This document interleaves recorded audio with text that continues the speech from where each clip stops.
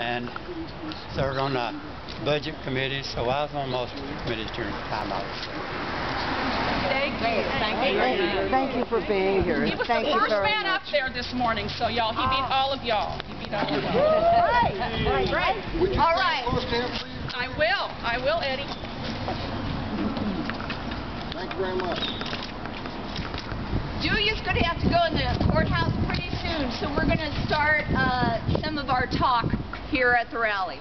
And I'm going to move up with you guys so the camera or whoever can get us. You want me up there? Yeah, stand with me. All right, good morning, Texas! Good neighbors! We may have some folks from Oklahoma, and I know some of you guys got up in the wee mornings. I know some of you guys came from Jacksonville and Dallas and Nacogdoches and all over today in the wee hours of the morning. Some of you all left at 5 in the morning to get here today. So I am so grateful you're here.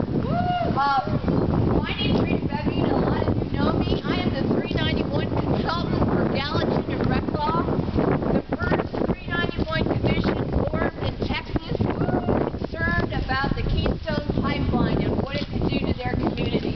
Yeah. And one of the things they're really concerned about are landowners. Landowners like Julia Tree Crawford. Today, we stand united. United against the tyranny of TransCanada, a private company bullying landowners in our state for what we view is a private property foreign company. Today we question their right to common carrier status, which Julia Tree Crawford is so bravely doing at this courthouse today.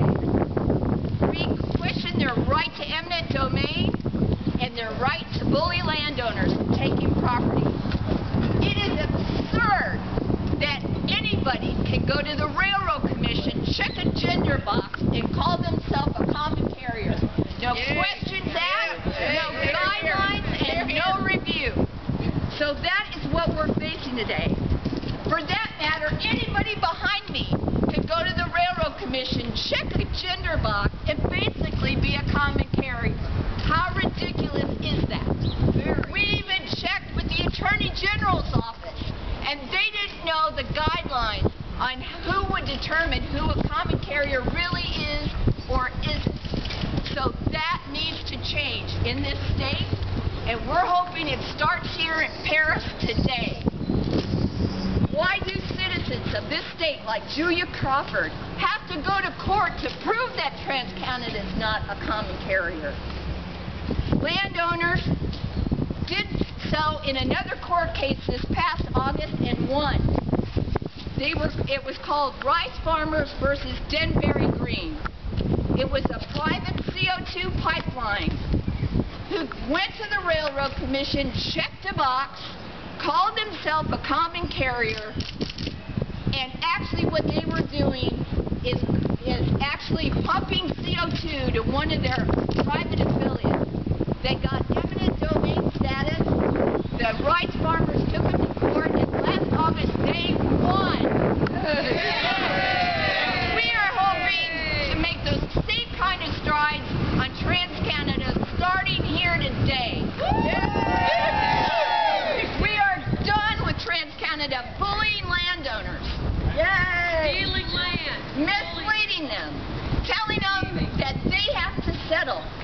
And so, therefore, we are going to stand united with Julia Crawford in that courtroom today. Because you can bet they're going to have a slew of lawyers trying to intimidate that judge like they did in Mike Haythorne's case in Wells.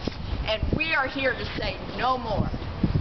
With that, I want to introduce Julia Crawford, Julia Tree Crawford, our landowner. Thank you. Just before we begin, I want you all in there, but we cannot take our flags. Right. We cannot take our signs. We cannot take any kind of behavior that is inappropriate. We need to show them we are smart, educated, respectful people. So you guys would be able to. Absolutely. That place up there, and my heart goes out to you. I got a prepared statement, but I have to tell you, fighting big oil, and nobody listened. And as I told my story, and as people started hearing how this process works, it got legs. It got legs because it resonated with people like you. And what we've seen is resonating in the press. And finally, we're making TransCanada and the Railroad Commission begin to have a dialogue, even if it's off the record. Don't follow the story closely. TransCanada's official spokesperson, Mr. Prescott, basically said, because we got this permit, it must be and the Railroad Commission immediately fired back a statement that says, eminent domain does not come with that permit. In fact, someone started to look at that, and it's because you guys are talking it up. So I appreciate you being here. I have to run upstairs to do my thing. So here's the official statement. The Crawford family is grateful that so many of you Texans, proud Texans, came to stand in solidarity with us here today. Together we stand for private property rights, for the protection of indigenous artifacts, and for the preservation of our water resources.